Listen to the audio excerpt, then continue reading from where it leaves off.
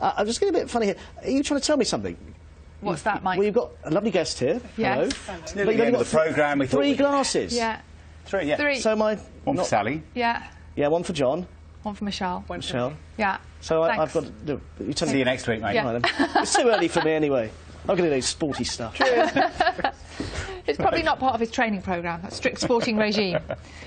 Well, we don't really have cause for celebration, do we? Because if you're thinking of treating yourself to a glass of fizz while enjoying a bank holiday barbecue, be warned that this, the nation's favourite drink, Prosecco, could be about to run out. Yeah, apparently some of the papers today calling it the Great Prosecco Panic. Experts predicting a shortage, not just because of Sally's habits, but also because heavy rainfall means recent harvests haven't been so plentiful. Be afraid. Prosecco is produced in the Veneto province of Italy, where there is a town of the same name. It is protected under EU law, so it can only be called Prosecco if it comes from that region. The sales of this sparkling wine in the UK were up by 75% just last year, hitting £1 billion. Remarkable figure. And global sales mean that it has now overtaken champagne for the first time.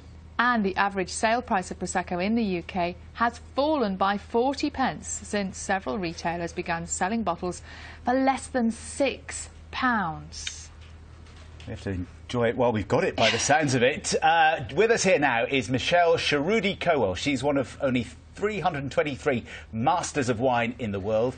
She's a Prosecco expert. Welcome. Thank you very much. I don't have a glass yet, so well, I haven't touched it. That's mine. You have that one. I'll help myself. Thank you John very can much. have this one. Well, super. Thanks for coming in. Thank you. It really is true, this, is it? Because when I saw the headlines, I thought this was a very clever marketing strategy by Prosecco makers to get us all to rush out and buy it. Well, I think there could possibly be a temporary shortage, is what I would say.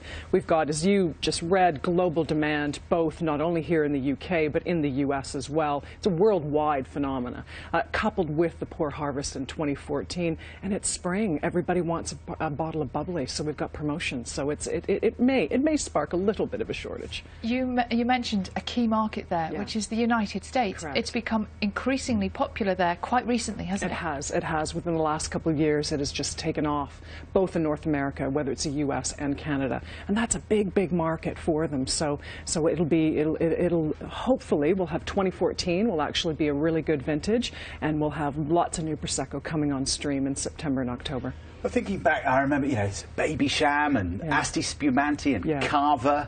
I mean, is Prosecco just the latest fad, if you like, in fashion in a long line of sparkling wines, and there'll be something else that'll come up in a couple of years? Certainly in the UK, it's grown 11-fold since 2003, so it has been quite astonishing what has happened. I don't think any Prosecco expert or any wine expert would have predicted this, and I think it's because of Prosecco's versatility, and it's the ability to go with anything, to drink it at any time, whether it's a white or a sparkling, that has really prompted it, and I don't see it going anywhere anytime soon. OK, you talked about its versatility. What is it about Prosecco that makes it so versatile and so popular? Well, when I do a lot of lecturing, as I do, cheers. I lecture for the Wine and Spirits Education Trust, and we do teach people that everybody has different taste sensitivities and different types of palates, and Prosecco just suits it all. It's not too crisp, it's not too fruity, it sits somewhere in the middle, it's not quite a white, it's not quite a champagne, and I think that's why people love it and so many people are enjoying it. And now more popular than champagne? Absolutely. That's because of the price, I imagine. It has a lot to do with the price, but I think more to do with the versatility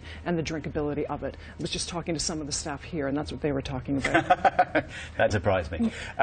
I mean, you mix with the public, but you also talk to a lot of people who are wine experts. Correct. What do those kind of people think of Prosecco? Do they think it's all a bit mainstream and a bit, it's not champagne? I certainly think there are some that do. There are some that do. I mean, I'm not that fussy. I'm a wine expert, but I'm not that fussy. I'll drink champagne and I'll drink Prosecco equally as well. Both of them are sitting in my fridge at the moment. But Prosecco does have different levels to appeal both to the novice, to the more experienced educator, and to the expert. What you're actually having today is a very special single vineyard Prosecco that I've brought in called Cartizze.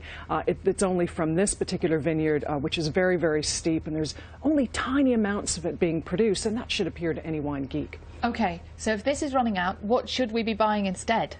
I think there's lots of sparkling wine in the market. We're not going to run out of wine at all. So there's things like Cava or Cremant or Champagne that people can equally go to and enjoy just as much as they can Prosecco. It's expensive though, isn't it? Yeah, but Cremant is not expensive. Cremant is from the Loire Valley. There's lots of other sparkling wine from Italy. There's Cremant also from other areas in France that will equally suit anybody's budget.